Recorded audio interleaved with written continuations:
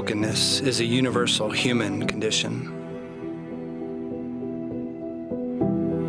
We all have firsthand knowledge of our brokenness and can see the effects of it all around us. The question before us is not are we broken, but what will become of our brokenness? Most of us would agree that we're ashamed of the messy parts of our lives. We work really hard to hide those spaces.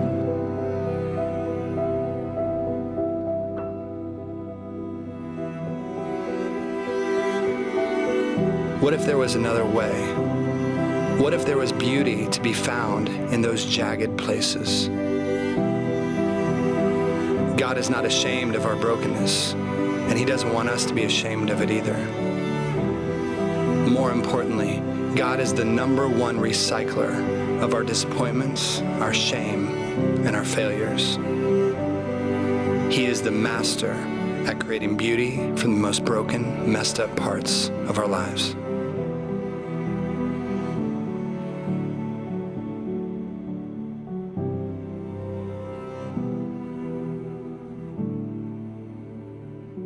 Wow. Yeah. So great, so great. And it's hard for me not to get caught up in the emotion of what's happening. But for those of you who are new today, I just want to say this is your first time or second time. So glad that you're here. I would love to personally meet you at our 10-minute party after this service today. And want to welcome those of you who are joining us online, all of our live stream community. Can we make some noise for our live stream community joining us today? So glad that you are along as well. We're starting a brand new series that I'm super excited about because I get to share my story over the next few weeks. And this series is called In All Things, and we're uncovering God in our disappointments, our failures, and our shame. Today I want to talk to you for a few minutes about disappointment. And let me just kind of give you some words that represent disappointment in my life: divorce, drugs, infertility, premarital sex, and prison. Not necessarily in that order, but those are some words that represent disappointment in my life. If I were to pass the microphone around this morning, we all have language for our own disappointments, don't we?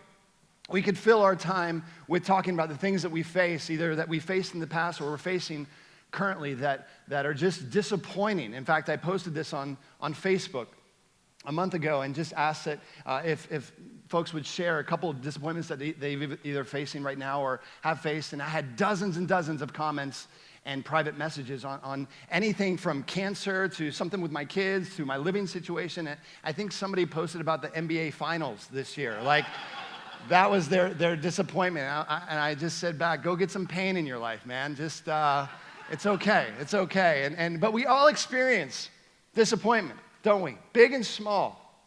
How do we uncover God in our disappointment? Well, I want to start with some good news today. Okay, does anybody like good news here to this? I just think good news is awesome, okay? And we should always start with good news, and it's found right here. This is the verse that the series is based on, Romans 8:28, and it says this: and we know that God causes some things to work together for the good of those. I got that wrong, didn't I? I got it wrong. Let me try it again. And we know that God causes occasional things to work together for the good. That's totally off as well. Let me try this one more time. And we know that God causes good things to work together for the good. See, that would be my version if I were writing this.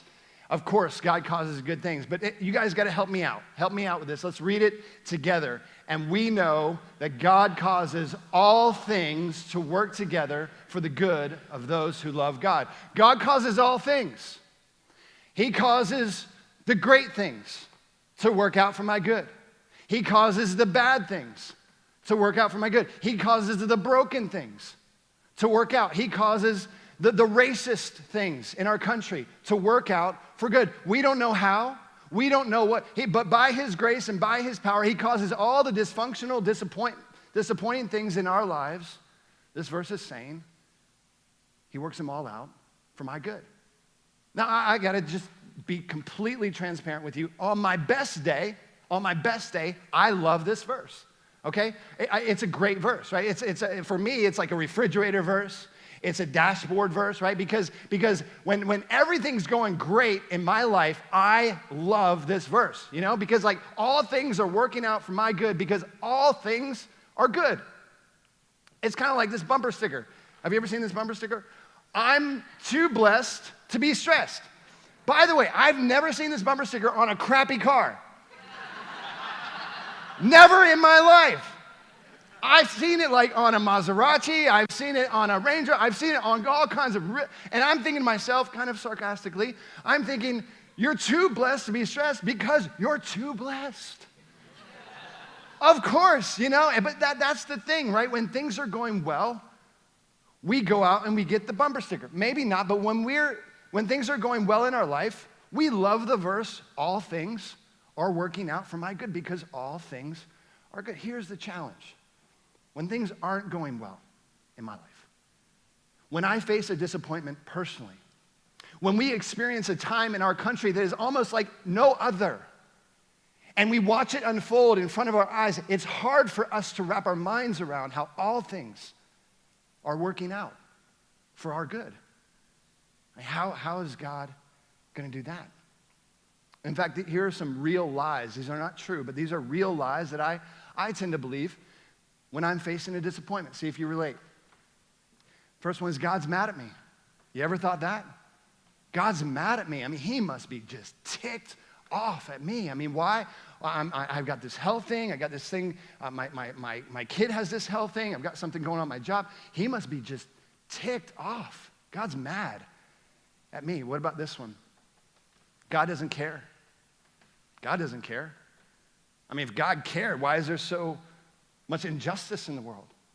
Why are we experiencing all this havoc, this chaos in our country? Oh, why am I experiencing this thing in my marriage? God doesn't care. Well, what about this one? God is distant. God is distant. He's just far off. I'm sure he's busy, like running the universe, whatever that means, and he just doesn't have time for me. He's distant. He's far off. He doesn't know what's going on in my life. If he really knew what was going on in my life, these things wouldn't be happening. But see, these are not true. These are real lies that we tend to believe when we face a disappointment. Let me give you some truth. Let me give you the thought for today. Write this down if you're taking notes. God's not punishing me with disappointment. He wants me to trust him with it. God doesn't punish me with disappointment. He wants me to trust him with it. The reality is that we're going to face disappointment in life. We're going to face it personally. We're going to face disappointment in our marriages. It's coming. It's on the way. If you haven't had it, it's on the way. We're going to face disappointment with our kids, in our job, in our lives. We're going to face it. It's just the fact of life. In our country, it's not over. Unfortunately, it's not over. We're going to face these things as we go. But here is the truth. Here is the truth that we have to wrap our minds around. That God does not punish me with disappointment. He wants me to trust him with it. Now, as I've reunited with my biological mother, so I was adopted as a baby, and so I grew up my entire life never knowing my biological family. Okay, so for 30 plus years, I never knew who my biological parents were, and so 2 years ago, I went on this journey to find my biological mother. Okay, and I reunited with her. And so as I begun to put some of the pieces, my biological side pieces together in my family tree, it's been kind of interesting, okay? But here's one thing, when I went to one of my first family reunions after I reunited with my birth mom, and I was meeting all of my biological family, like going down the line, like, hey, uncles, Johnny and Susie and all these people, and they all said the same thing. Todd, it's so nice to meet you. I never knew you existed. And I said, same here. We have so much in common, and this, so nice to meet you for the first time, and it was great. It was great. But as I'm putting all the pieces together in my family tree, it's very interesting what I'm finding. You know what is even more interesting? The family tree of Jesus. As you look at the family tree of Jesus, you can look at it in Matthew chapter 1, and at first, it looks like a bunch of just random names, okay? But there was a promise in the Old Testament, and the promise in the Old Testament went something like this.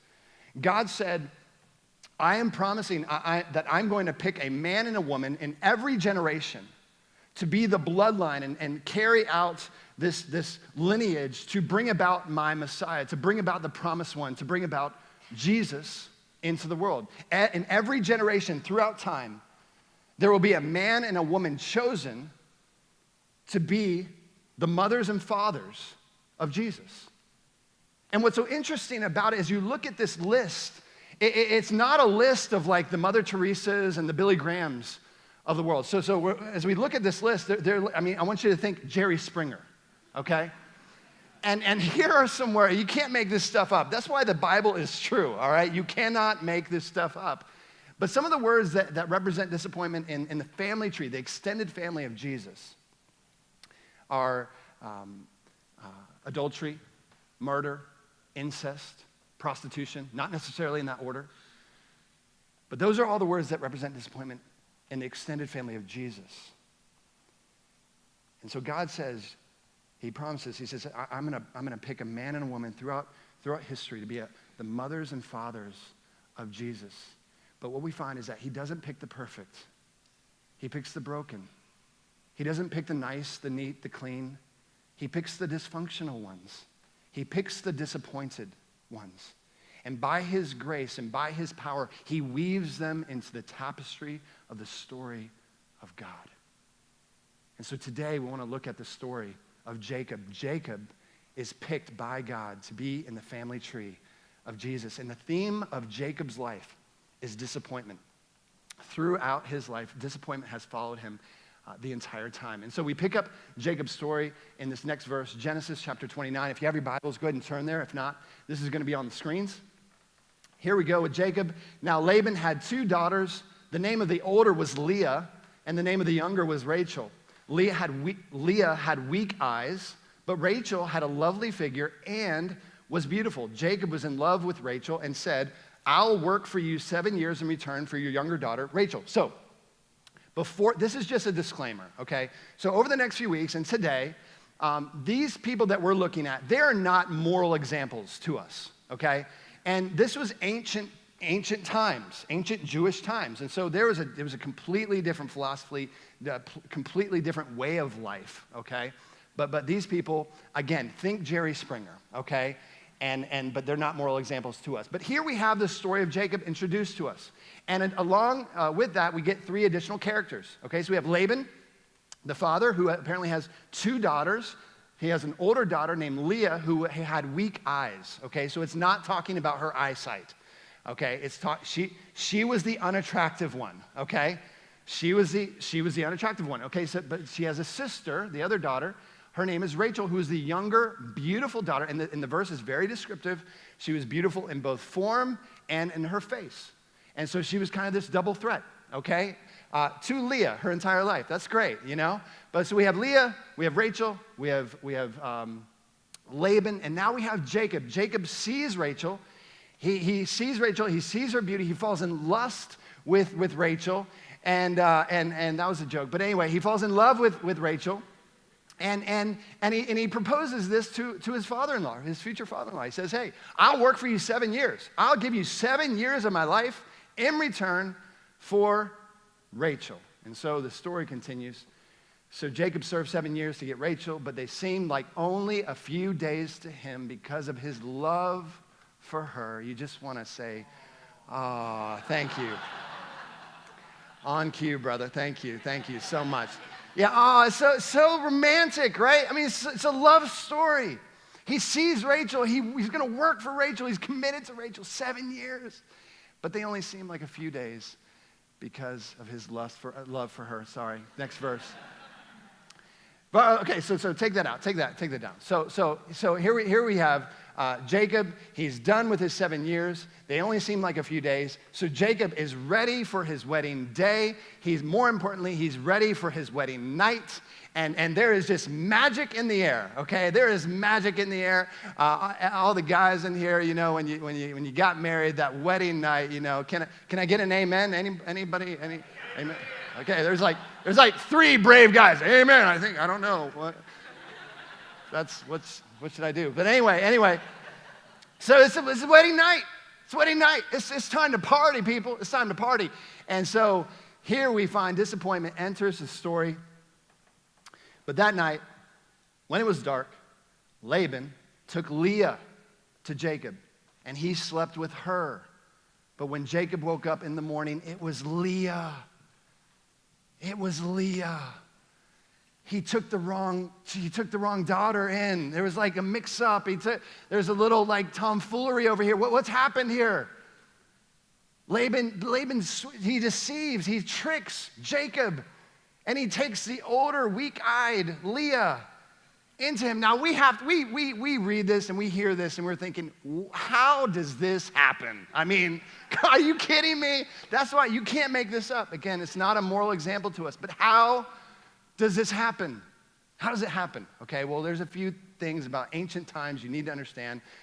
First of all, in ancient Jewish culture, when a bride got married on her wedding day, she would have been heavily veiled, okay? Heavily veiled, lots of garments on, and so it would have been quite possible to not distinguish who it was under all the clothing, under the veil, okay? Secondly, there was lots of alcohol involved at weddings, okay? We think we drink a lot at parties and celebrations and weddings. There's a lot of alcohol involved, so there's an intoxication factor happening here. Obviously, there's no electricity. There's no electricity, okay? So you mix all those together, and you get this. You get this. And it's just a mess. And so here we have the story that continues here. So Jacob said, let me just say this. Okay, also, I forgot to tell you this, all right? So in ancient Jewish culture, when a man slept with a woman, you married her, okay? It's obviously changed. It's changed today. It's changed over time. But back in the day, in this time, when a man slept with a woman, you married her. It just kind of was the way it was. So we have the story that continues here. So Jacob said to Laban, "What is this you have done to me? I served you for Rachel. Why have you deceived me?" Laban replied, "It is not our custom here to give you the younger daughter in marriage before the older one. I wish you would have told me that like 7 years ago." Jacob is thinking, finish. So this is Laban's bright idea. This is Laban's proposal to Jacob now that he's tricked him. Finish this daughter's bride a week, then we will give you the younger one also, and in return, you will work for me for another 7 years. Doesn't that sound like a great deal? That's awesome, right? That's awesome. Here, finish the bride a week, and we'll give you the other daughter. By the way, you have to work another 7 years. So we have disappointment meeting, like 100 times of disappointment here. But I want you to think about Leah here. We can't forget about Leah. Okay, Leah now is married to a man that does not love her. Leah has grown up in the shadow of her beautiful sister her entire life. Leah will now forever be married to a man who is married to her beautiful sister. So Leah's pretty disappointed as well. So we have disappointed Jacob meeting disappointed Leah. But Jacob, for sure, disappointment has followed him his entire life. And we see that in kind of in the backstory of Jacob. Jacob had a brother, by the way, his name was Esau. And we see that unfold here in this next verse, Genesis 25 and verse 27. As the boys grew up, Esau became a skillful hunter. He was an outdoorsman, kind of like a man's man, drove a 4x4, drank beer, chewed tobacco, that kind of guy. But Jacob, on the other hand, Jacob had a quiet temperament, preferring to stay at home. Isaac, their father, Isaac loved Esau, but Rebekah, their mother, loved Jacob. So here's another clue to Jacob's disappointment. Jacob has grown up in the shadow of his brother his entire life. For whatever reason, his dad has bonded with his brother Esau. His dad loves his brother Esau, favors his brother Esau. And that's just the way his childhood went. That's just the way life went for him. And so here's what Leah and Jacob do. It does. They show us a couple things. Okay, so if God is not punishing me with disappointment, he wants me to trust him with it. How do I trust God with my disappointment? How do we do that? Well, Leah and Jacob, they show us a couple ways that disappointment shows up in our life. Okay? So the first is this, uncontrollable disappointment. Uncontrollable disappointment. There are things that are going to happen in our life that are just going to happen. They just are the way they are. It is what it is. For Leah, there was nothing she could do about the way she looked. There was nothing that she could do about how her sister was going to look. Jacob, there was nothing that he could do to change the fact that his father loved his brother more than he loved him. There's nothing he could do. It was just an uncontrollable disappointment. The second way that disappointment shows up in our life is the path of disappointment. It's the path of disappointment. Now, this is a little bit different. So this has to do more with our choices. And we see it in Jacob's life. So Jacob sees Rachel. So let me just ask you this. Was the story of Jacob and Rachel, was it a love story or was it a lust story?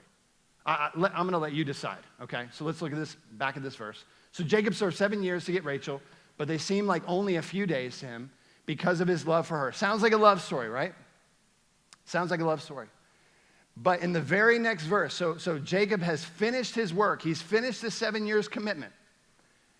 All right, in the very next verse, verse 21, this is what he does. This is what he does. He goes to his father-in-law, future father-in-law Laban. He says, give me my wife.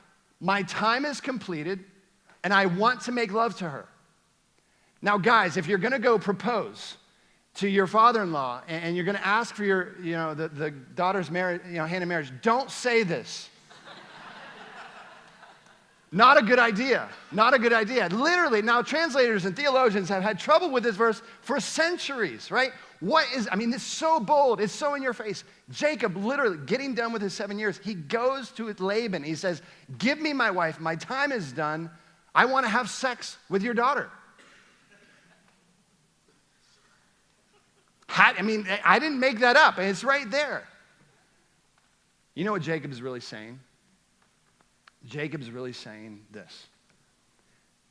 If I could just sleep with beautiful Rachel, if I could just have sex with beautiful, beautiful Rachel, it would make all the disappointment of my life. It would make all the dysfunction of my childhood go away. And it would satisfy me in a way that nothing else can. Jacob is putting a disproportionate amount of expectation on this thing in his life. And he's on this path of disappointment. And what he thinks is going to satisfy him, what he thinks is going to fulfill him, what he thinks is going to wipe away all the disappointment just leads to more and more dysfunction and more disappointment. Now for Leah, it's completely different. This path of disappointment is totally different for Leah. So we have a gender contrast here. So for Leah, it's not sex, okay? That's like a big surprise, big shocker, right? But Leah finds herself on this same path of disappointment. And for Leah, it's the attention of Jacob.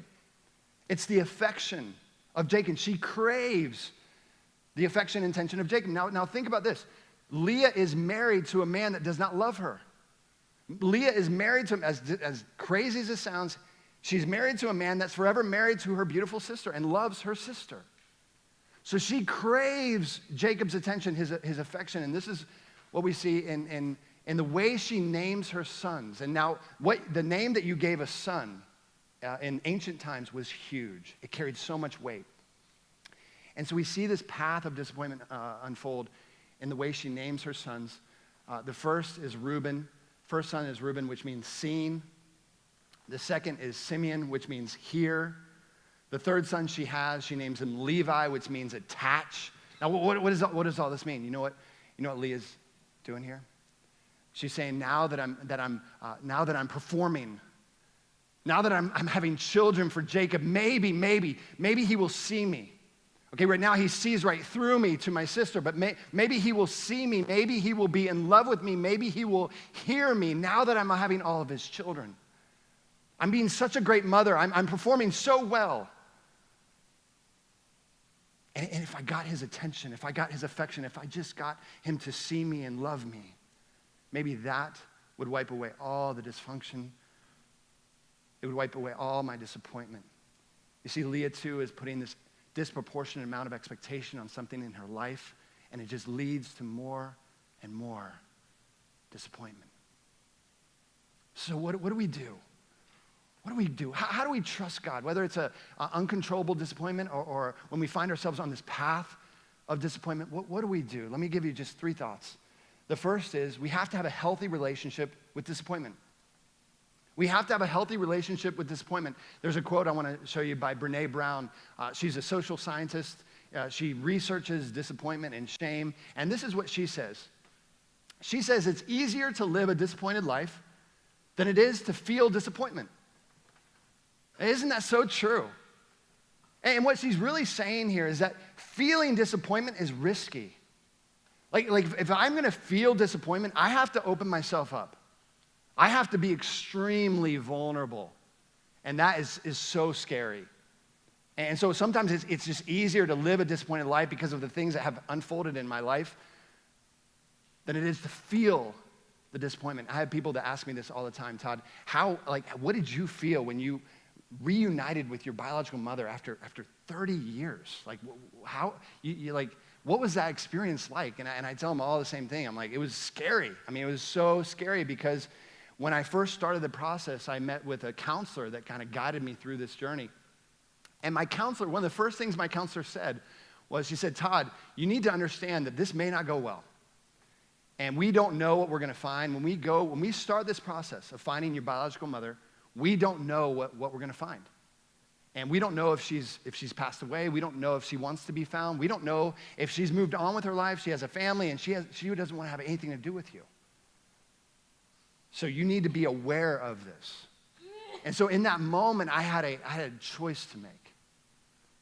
Am I going to live a disappointed life and never try and never reach out to her?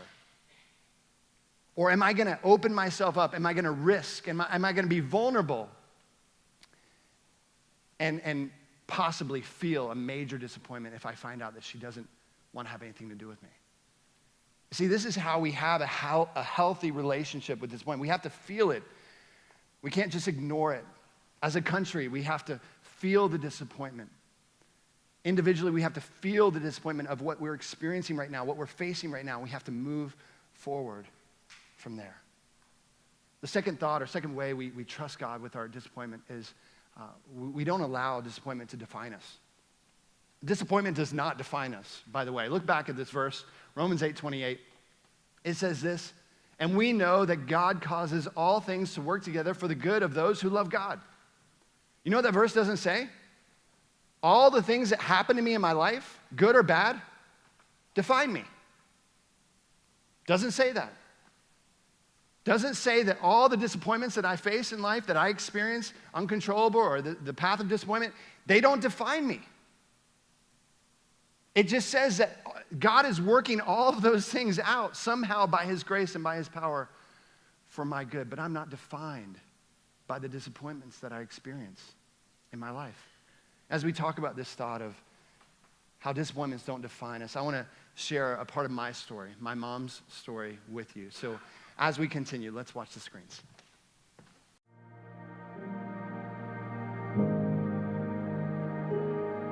When I was a young girl, we were expected to be married. And then after being married for so long, you were expected to have children. We tried for a couple years, probably. Nothing seemed to be working. Even the word infertility, there's just such a derogatory feeling toward it. It's like you're less than whole, you're imperfect. I think part of it was I didn't want to face it. That's when we started investigating adoption agencies. And it just so happened that one of my close friends had just adopted a child. She basically led me through the path. And I said, what? It's asking me all these questions, what should I say? And she said, well, tell them what you really want. And I thought, well, by golly, I'll tell them what I really want. Blue eyes, blonde hair, all these things. And didn't seem very realistic, but it was kind of fun doing. So we sent the papers off, and this letter came back, and it said, We're sorry to inform you, but, we could never meet your expectations. I was shocked. I was devastated. I was angry at my friend. I began to believe the letter like, well, maybe I do expect too much. Maybe I am not fit for, all the negative self-talk that we can do. I'm sure I told some people that we were rejected, but it became shameful after the disappointment of the infertility and then the disappointment and rejection from the adoption agency. It seemed almost insurmountable to begin to think of, well, is there hope for anything else after this? Should we try this again? It was very difficult to make that step because the fear of rejection. We found another agency and just said, we'll take anything. I went to a spirit-filled Lutheran church and I just gave my heart to the Lord, and I didn't feel that loneliness anymore, and then it felt like I was on a new adventure. And then I waited, another 4 or 5 months, and then we got the call. Holding our son for the first time was just like a dream. It was like unreal. Throughout all of this, I've learned that disappointment or rejections or failures in our life do not have to define us, that they're just a moment in time of the life that God has planned for us. Amazing, amazing story. I love telling my story and sharing my story. There's a part you don't know, actually, that my parents were married, and they were trying to have biological children for 10 years. And so after going to doctor after doctor after doctor, just infertility, they just could not, physically have their own children. So 10 years after they were trying, they adopted me. And then 20 years, almost 20 years later, after my mom and dad have been trying to have a child of their own, biological child of their own, they had my sister. My mom was 40, almost 40 years old. And guess what? My sister had blonde hair and blue eyes.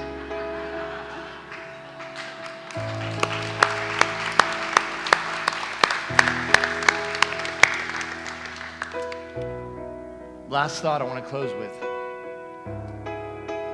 is that when we face disappointment, personally, when we face disappointment as a country, we have to have a resilient spirit.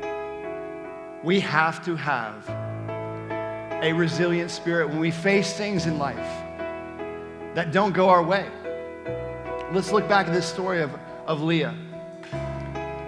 It says that Leah conceived again. She'd already had 3 sons. She was on this path of disappointment. God, would Jacob see me? Would he love me? Would he hear me? She has a 4th son. She says this. When she gave birth to that son, she said, this time I will praise the Lord. And she named him Judah, which means praise. Guess who finds themselves woven into the story of God, the extended family of Jesus? God picks Leah to be in his story. He picks Leah to be in his family, the disappointed one, the one that faced all the odds were against her. But she says, I'm done with this. I'm done with this path of disappointment. I'm done with trying to get my Jacob to see me, to hear me, to love me. I'm going for you, God. And this time, this 4th son, this time, I will name him Judah because it means praise. Praise. I will praise you. I love this resilient spirit that Leah has. You know what I love most about it? Nothing about Leah's situation changed.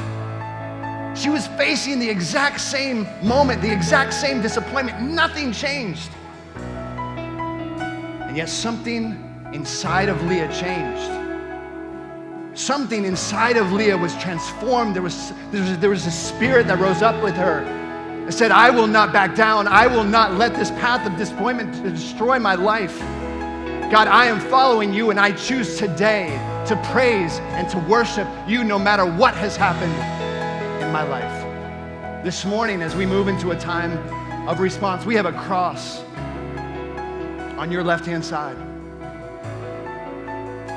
There are many of you here this morning that are facing a disappointment in your life. There's something in your marriage. It's not going the way you thought it would. There's something with your kids. It's not happening the way you thought it would happen. It's your job. It's your career. It's your finances. There's something that you're facing today that if God doesn't show up, you don't know how you're going to get through it. I'm going to ask you this morning, to the cross, to your left-hand side today, would you be so bold this morning to go to the cross this morning and write that disappointment down and say, God, today is the day. Today is the day that I have this resilient spirit. Today is the day, even though my situation hasn't changed, that I bring my disappointment to you, God. I know my situation hasn't changed, but God, would you change something inside of me?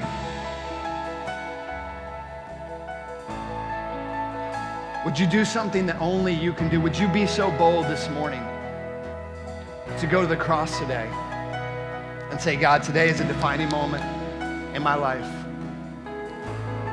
I lay it all down today. We have communion up here on either side. Maybe some of us need to take communion this morning, and you just need to be reminded when you go take that communion, when you take that bread,